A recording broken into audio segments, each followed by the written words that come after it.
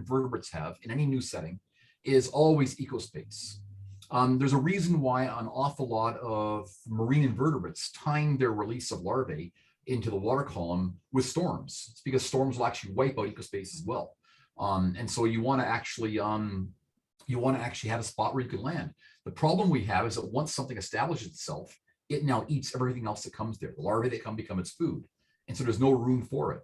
When you've got available ecospace and you can try something different, but it takes something a little bit different than you. Say you're not very hydrodynamic in shape, but now you actually want to move into a wave-dominated zone. Your natural selection is going to select for things that actually have that more end member hydrodynamic shape than your brethren, and eventually you become a different taxon. Eventually, kind of naturally, we select for things that are actually a little more tolerant of that environment. It's interesting because we think about speciation, and it's a message that seems to be coming through in everything I've been working lately. Just how important adverse environmental conditions are for speciation. Tough environments result in diversity ultimately.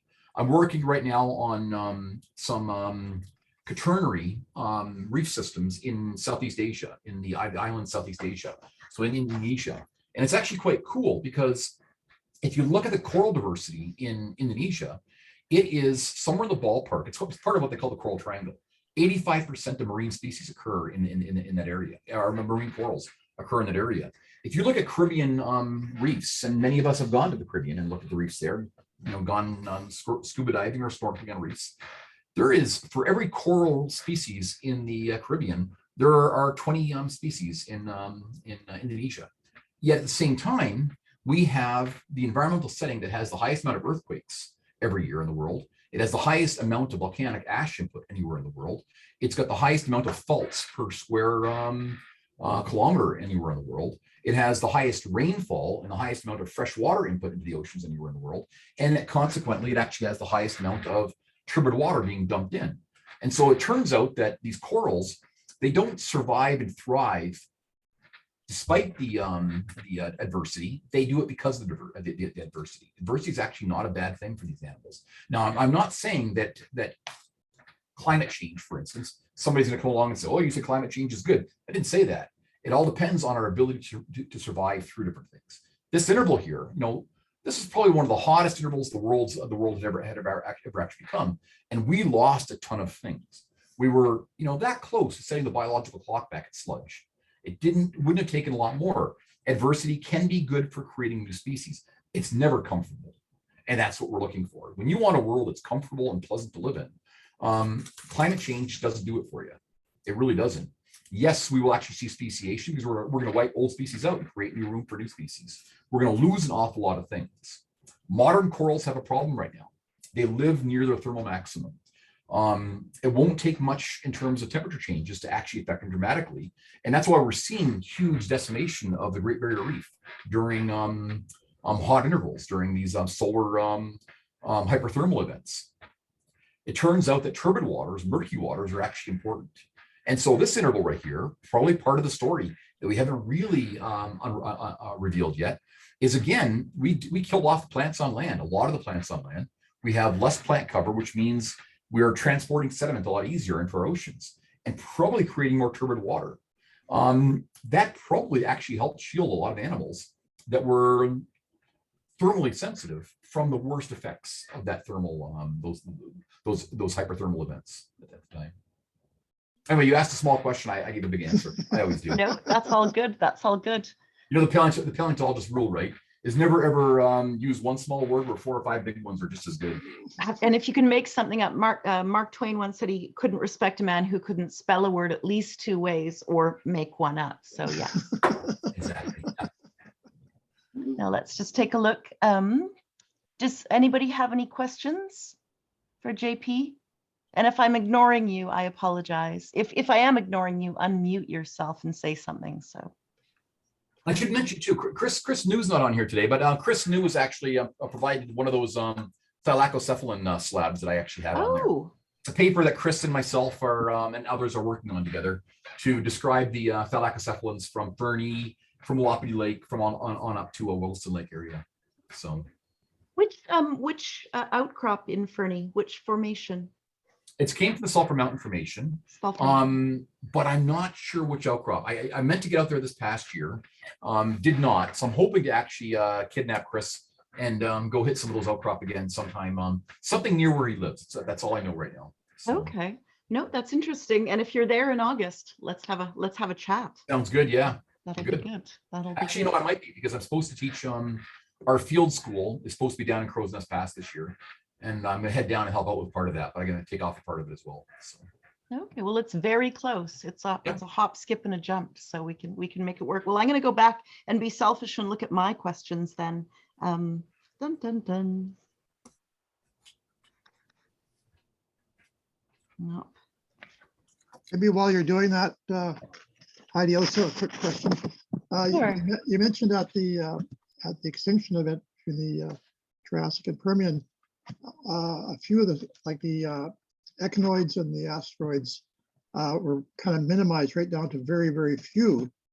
And those very few species that got through, they have evolved, they just diversified and evolved since then. It's just amazing to see what's happened. That very few number of species that made it through and how they've exploded. So maybe make a note of that too. If you can maybe. Yeah, no, that's actually, it really is fascinating. You know, asteroids and ophiuroids are always problematic fossils to find because they disaggregate so quickly upon death. And yet they do occur, and their trace fossil record is actually pretty spectacular and helps us understand when they're actually in a system. You know, it's fascinating looking at the echinoderms. The crinoids were dominant in the Paleozoic and then just become marginalized, increasingly so. Now they're still around nowadays, but you know, you don't find many. You see some of those smaller crinoids that attach to reefs. You know, in the Moluccas, in Indonesia, you know, you'll find lots of crinoids that are these small swimming crinoids that and walking crinoids. They move around. They're incredibly versatile and diverse and mobile. Sorry. You'll see those in reef systems, but most stocked crinoids have been pushed off into deep water, like deep water. I'm talking 400 meters to 1,500 meters water depth. That's where we see them. Most shots you see nowadays of crinoids, those big stocked crinoids, are actually from deep sea submersibles. That's where they tend to dominate. The ophiuroids, they didn't seem to actually lose diversity at all across the boundary, and then they went crazy. And there's a ton of them. And nowadays, you see them in every single shallow marine environment and into the deep marine as well. You know, they're not the dominant biomass, but holy cow, they are present everywhere.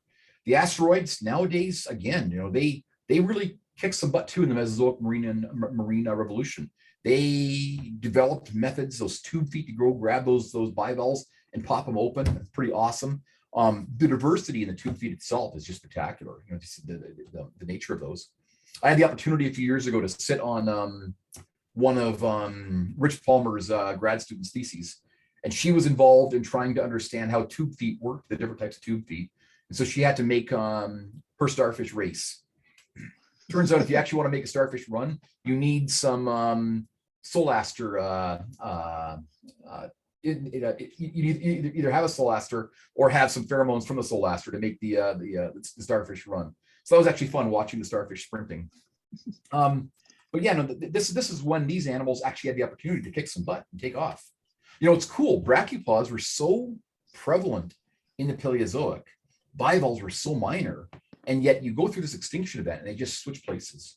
And bivalves just go nuts, you know, throughout the rest of the Mesozoic into the Cenozoic. And, you know, to this day, there's just a ton of bivalves worldwide. Gastropods, they're present throughout the Paleozoic, but this gave them the opportunity to go crazy. And so nowadays, gastropods are wild. Now, of course, it's adversity again. Why did gastropods diversify like they did? It's because they're defending themselves against those predators, against the things that eat them, against the starfish, and against the arthropods that come in there and kick some butt. So. I don't want to be a tasty snack. So Dan, I remembered what my question was. So the Shunnosaurus and Betsy's big beastie, what was the size? So that my eye was immediately drawn to the vertebrae that you pointed out later. What was the size of the vertebrae that you found? What's the biggest sort of? Are we talking dinner the biggest size? ones we found were about the size of a serving platter, and so we're talking about like that. Okay. Yeah, they were. There's one I got a note somewhere. I took them my very first year, and I hadn't recognized the importance of that my very first year. We saw vertebrae and outcrop, and there's one that we measured at 40 centimeters across. So, yeah. So you can probably calculate the length of that beast Yeah. by the data we have already. So, well, I'm sure we could, Yeah. because it almost has to be Shoshonosaurus as well. It's from the same age rocks, just below the Menotis zone. So it's in that late middle Laurian interval. I know we were talking, Triassic and Menotis and all of that, but when you did that low flight where you almost fell to your doom from the airplane, so you're coming up the coast and you see the Menotis in those beds, and you said that there's a ton, I'd like you to describe what you mean by ton, of ammonites above that Hatangian zone. Plentiful, easy to remove? Okay, easy to remove, no. Plentiful, yes. So there is a master's thesis that was done on those. This is back, and some of you may have known Russ Hall when he was alive. His last grad student, I think, Simona Pitaro, came out with us, and she did the ammonoid work out there with us. So yeah. Okay. So she did a great thesis. We hurt our arms breaking those things out because some of those accretions are just mind-numbingly hard. But yeah, actually, for collecting ammonoids, the Triassic rocks as well. There are plenty of places where you find concretions that produce hundreds of ammonoids per accretion places. So, but you got to work for them. But still, you find a bunch of nice ones every day when you're working on those rocks. I found the ones that I have, I tend to slice and dice and make into bookends because prepping them out is yeah. Well, is I mean, cool. this is one of the areas where Tim's big tome on ammonoids. He collected ammonoids up there with Mike Orchard. So Mike came up and Mike would process all the matrix for conodonts, and Tim would sample for the ammonoids. In those early years, they would just pull literally boatloads of ammonoids out of those beds there. So, pretty amazing. I think we've seen some of those in the drawers of the GSC. Absolutely. I mean, there are probably many tons of rock transported from Williston Lake down to the GSC, and certainly, I mean, there was a couple of years there where we actually calculated how much we brought out, and in single seasons we'd bring out 2 or 3 tons of rock out of the field, just boated out to our vehicles by multiple boatloads back and forth. A couple times when we didn't have the jet boats, we just had the Zodiacs. They were loaded down enough that there was only about 3 inches of gunwale sticking up above the water, and there's no chance of hydroplaning or up the lake. So. Plugging along. Was that one of the reasons for that spectacular aerial move with the helicopter up in the No, rocks? that was actually right at the very beginning of a trip to look at some rocks. That helicopter crash is in the northern Wilmore Wilderness, so just east of the Alberta-BC border. It was a pilot error. He was going in for a landing. We told him where we wanted to go, but he decided to do a downwind landing, which, for those who are familiar with helicopters, you should always land into the wind, so you've actually got a way to get out of it if you have trouble with. He did a downwind landing. We hit a bad downdraft. It threw us sideways, and we hit the cliff, and that broke the one of the landing struts off, and then shattered part of the top rotor. We bounced off the cliff, and then hit the mountainside, and then bounced and rolled down until we hit some trees. So I walked away, no problems whatsoever, just bruises. The guy who was beside me, this is where sometimes rock, paper, scissors, when you lose, you win. I lost the window seat. I got stuck in the middle. And so the guy who won the window seat ended up with a broken pelvis, cracked neck vertebra, dislocated shoulder, and pretty serious internal bleeding. So we had to get him medevaced out. But he's absolutely fine now. Everyone recovered. Now it's a good story. One of the guys who was on the window seat above me was Tim DeFreitas, a mountain monster. Like he's a mountain runner. He's absolutely amazing shape. He's my height, but 6 inches broader in the shoulders. He's big guy, tall guy. I will remember the guy there's 4 of us in the back seat there, and I'm sitting upside down, stuck, and I can't get my seatbelt undone, trying to get out of the helicopter. And we're worried that the helicopter is going to blow because it's smoking away. The controls were sheared, so the controls wouldn't turn the helicopter off. The engine's just going crazy, and Tim gets the seatbelt off, comes out, And then I see him reach in, and there's a guy above me who's, you know, pretty good sized guy. I saw Tim just grab him right here and lift. And this other guy went flying out of the helicopter at that point. And Tim's yelling, you know, get out, it's gonna blow, which it didn't, luckily. We got lucky with that. One of the guys grabbed the fire extinguisher and then shot it up the air intakes, which killed the engine. So that stopped it from doing anything.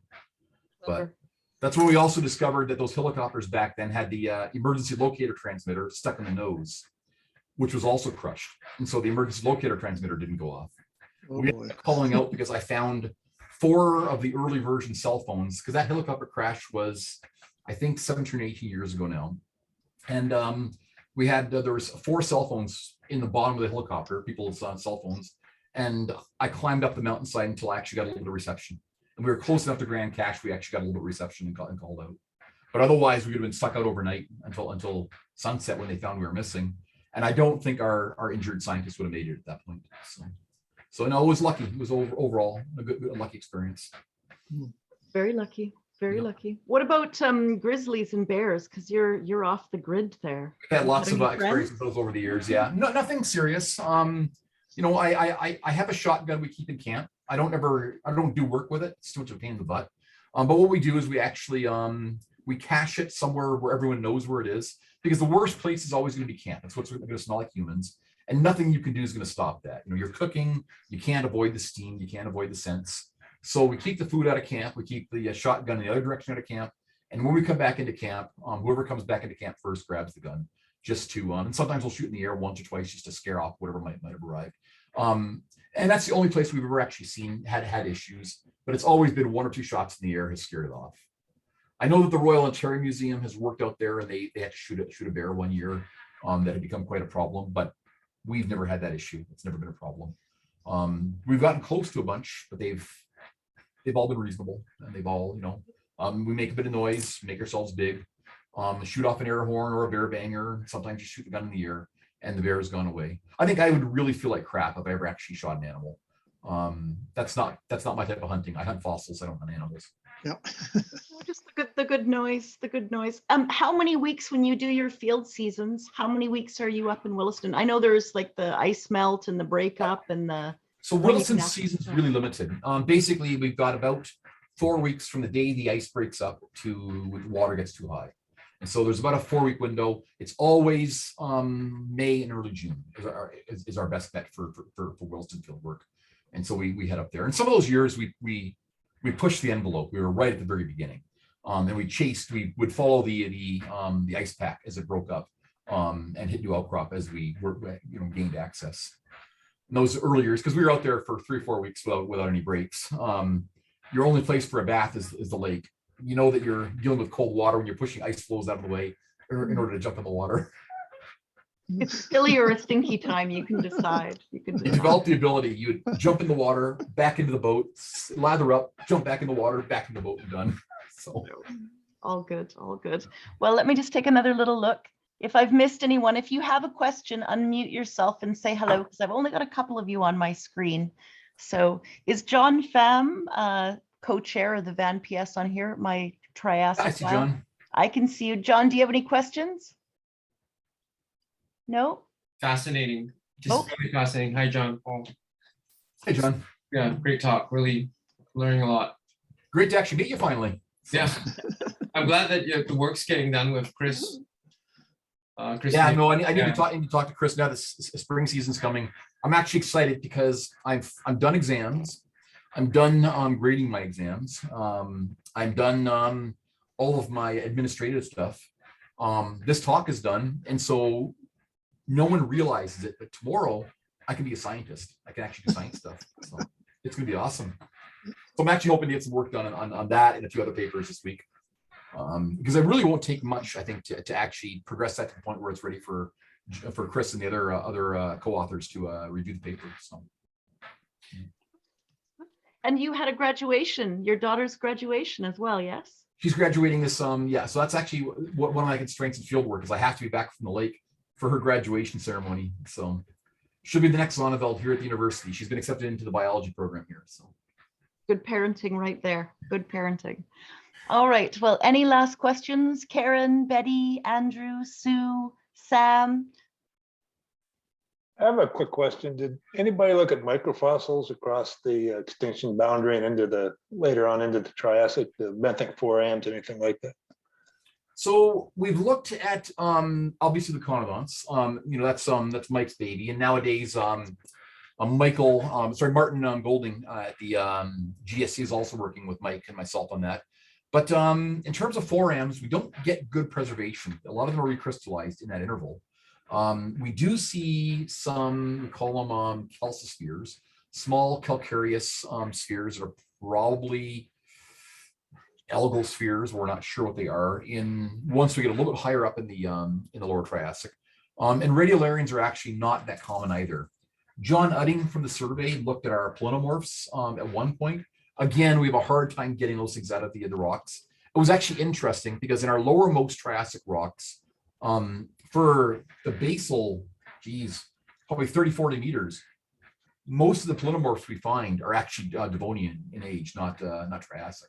And that seems to be across the basin for whatever reason. So there seems to be major shedding of Devonian age material into our basin at that point. And then that makes sense. We've got reduced plant material, and there's a lot of Devonian in the Western Canada basin, but for whatever reason, that pollen seems to be making it into the basin. So reworked Devonian pollen. Still some Triassic polonomorphs as well. Some acritarchs are occurring that, but only John Udding's ever looked at that material.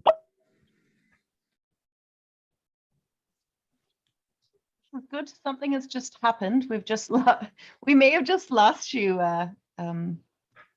Do you not hear me? Oh, no, there you go. You're back. Sorry. Something just happened. There we go. Apologies. I heard a weird blip too. So. All right.